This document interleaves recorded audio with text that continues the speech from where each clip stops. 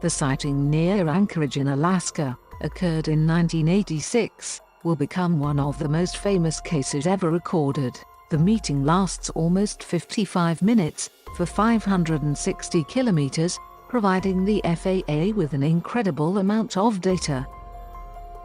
I was in charge of the Division for Air Accident Investigations at the FAA headquarters. The rule was that if an accident happens or something that makes the news, we need to know it before a fuss breaks out. In January of the 87th, I received a call from Alaska. It seemed that a UFO had pursued a Japanese 747 for about 30 minutes. Somehow the media managed to find out, and they wanted to know more. Not knowing what to say, I replied that the investigation was still ongoing. I ordered to pack all the audio and video recordings, and to send them on a night flight to the Technology Center of the FAA in Atlantic City. Callan brings together a team of analysts who synchronize the radar with the radio transmissions of the pilots. This video recorded by Callan will become a fundamental clue to solve the case. Commander Chengyo Terusi, an experienced Japan Airlines pilot who was flying a 747 freighter from Paris to Tokyo, thought he had seen a very advanced military test. When he looked at the radar, he saw a large object 13 or 14 kilometers away, so he called the FAA to find out if some plane was flying over there. Looking at the radar, Callan and his team confirmed the presence of an unidentified object near Terusi's plane, but it will be Professor Heinz's interview with the Japanese pilot to illustrate the extraordinary details of the aircraft. What he told me is incredible. It was a huge object, much bigger than his plane.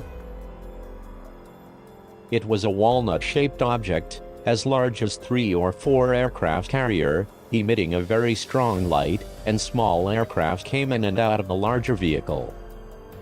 When Commander Terusi approached Fairbanks, he made a 360-degree turn. He wanted to try to get away from the object to his left. He thought he would keep flying in a straight line, so he could move right and leave it behind him.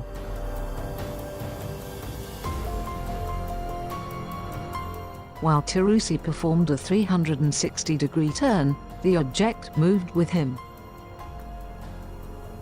This is very interesting because he had to go faster than the plane to do it. It had to be under the control of an intelligent mind to be able to maintain such a precise position. The pilot sees him, his co-pilot sees him, the Anchorage inspector follows him on the radar. Even a United Airlines, flying nearby, sighted an unknown object. And, more importantly, the meeting lasts almost 55 minutes, for 560 kilometers, providing the FAA with an incredible amount of data. When Callan returns to Washington, he meets the team of White House scientists to examine the material. I met with 3 Reagan staff scientists, and 3 men working for the CIA, and I showed them the recordings. They were thrilled. They couldn't wait to get their hands on all that data. That was the first time they had more than a few minutes of recording. One of the agents got up saying, "This event," pointing to the monitor, "never happened. We've never been here before. We take this material." And she will swear to keep silence. I said, "What do you think it is?" And he, "A UFO." 2 months later, the FAA issues an official report. They said it was lights, a phantom airplane, a circle in the air, and that had never happened. Commander Terusi publicly tells the meeting, putting his reputation at risk. He proved available to fill out the forms and tell the details.